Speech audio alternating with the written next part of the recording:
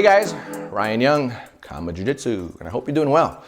So today, what I thought I'd do is I would answer one of your questions. If you want me to answer any of your questions, go ahead and shoot them up on there, on any comment, on any video. If I like it, then that means I saw it. If I don't like it, I didn't see it. So if a week goes by and there's no like on there, I didn't see it. Best thing to do is comment on one of the later videos because I've got so much stuff I gotta do. I don't always get to these, but I try to. And when I see them, I usually snapshot them and I save them for when I have some time. So today's question, comes from homebiznetworks.com. Shameless plug for him too, huh?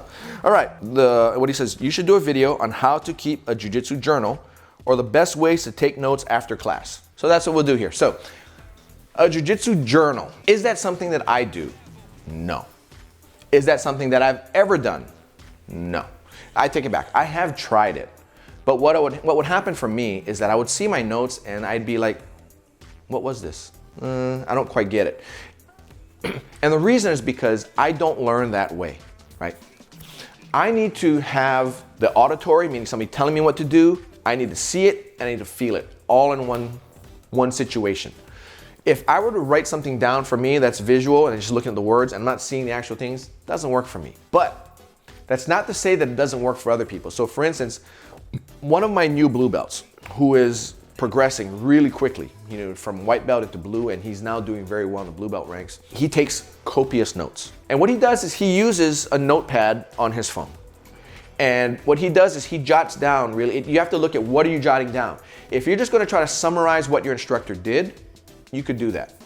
Try it for a few times. If you're able to recall it and use it and say, okay, professor did this, this is this, and then in your training session, let's say a week or two from now, and then maybe a month or two later, you try it and you're able to do it and those notes help, by all means, keep doing them. For me, it wouldn't help. But what you could also look at is, he went over a concept today, and the concept could have been preloading your hip when escaping mount. And that could be, you jot down preloading hip. And one of the things that I try to do is I try to tie a concept or a technique with something outside in real life. When you do that, you're able to create more firing of your brain on different parts of your brain so that you can better memorize it. Or if I just give you one way to look at it and I don't give you something in your life to relate to it, you may or you may not remember it. Whereas for me, being an older guy, I don't have a lot of time to go over stuff. So I want to make sure I get it in you one time. And if I can get it in you so that you don't forget it, or if I give you a key thought, then you won't forget it, right? So if that works for you, then jot that concept down. Today, I went over with this gentleman, preloading the hip. So he'll just simply write down preloading the hip, and then he'll know when it comes to mount, one of the things he needs to do before he can execute the escape is to preload the hip, versus writing step by step by step by step, right?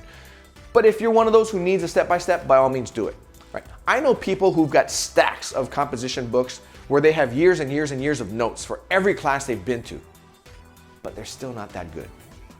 So for them, the notes didn't work. We all know how we learn. We each learn in a different way, and you need to figure out some kind of way to get you to memorize the information based on the way you learn. So for me, if I write notes down, it's actually, for me, the act of writing notes actually makes more sense to me and works more for me than the actual reading the notes. So for me, just by writing it down, I may remember it better than if I write it down and try to come back to it later. I'll look at this, I'm like, what is that? And same probably for a lot of those people who have books and books and books of notes for their classes that they've taken or seminars they've taken. One thing too is that by taking notes, sometimes you get so caught up in the weeds of taking notes that you don't grasp any concept because you think to yourself, I can always refer back to my notes, so I don't need to pay as much attention to any concept in class. So what will happen is you end up forgetting everything. How many of you have gone to a seminar, right, from this so-called world champion, right? You go to his seminar, he shows you all this cool stuff, and after the seminar, the next weekend, you get back with your training buddies and you're like, what did he go over again? I know he went over a lot of stuff, but I don't remember anything. Maybe you took some notes. Maybe you did, you looked at it, you're like, okay, so you don't quite understand it, because while you're taking notes, you're missing what he's talking about and what he's also doing. So in that way, maybe the notes were not a good thing, right? So jot them down after class, what you recall. That's probably the best way to do it. Keep it somewhere where it's always handy for you. If you have notebooks, are you always going to have the notebooks on you? Chances are not, but we all have our phones with us. I use my phone for everything, as do probably you. If you don't, then you can go the traditional route and just use pen to paper. The reason why I use my phone is because I always have it with me. I can refer to it right when I'm thinking about it. I could be sitting waiting to pick one of my kids up from somewhere and sit in the car, and I'll just start scrolling through my Google Notes, and I'll just see what I've got. You know, I'll kind of go through it and it'll jog my memory. Yeah, that's right, you know. But what I try to do is I try to instead focus on bigger things. So instead of focusing on how to do a guard pass, I'll just look at maybe a concept. You know, a lot of people say you put left hand here, right hand there, whatever. It's hard for me to do that because I do everything left and right-handed. So what I'll try to do is I'll just try to think of the broader concept, and I'll just kind of visualize in my mind where my hands need to be, where my body needs to be. But all that stuff would just come with repetition.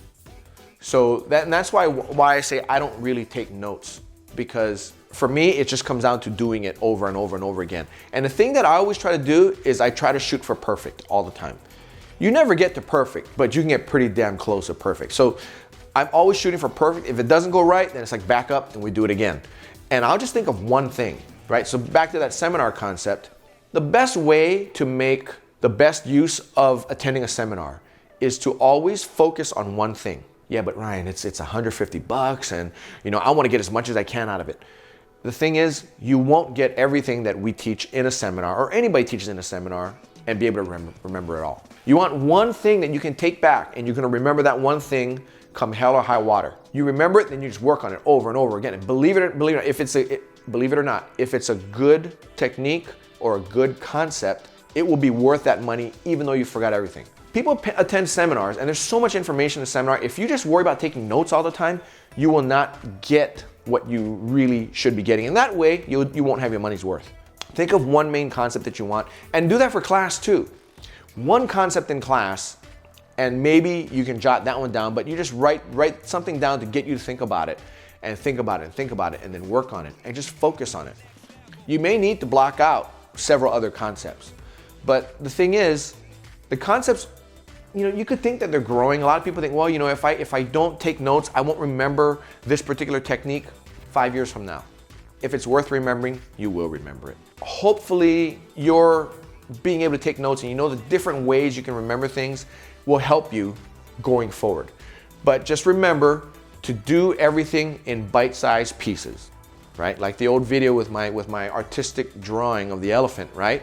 You want to make sure you eat that elephant one bite at a time. Don't try to figure by taking notes on the whole part of the whole jiu-jitsu, you'll remember it all because you can always go back to it. No, right?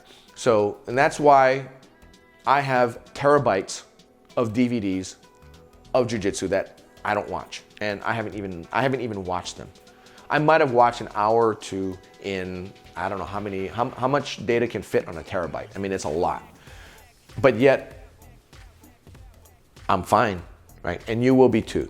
So try not to worry so much about it and just worry about taking things one step at a time and maybe take notes on one concept. But if you have a question, jot the question down because that's far more important. If you're training and your professor's not around and it's like, oh, how come this doesn't work, right? Maybe with John, you can't get out of his cross-side 2, right? So you can't get out of cross-side 2. You can get out of cross-side 1, but not cross-side 2.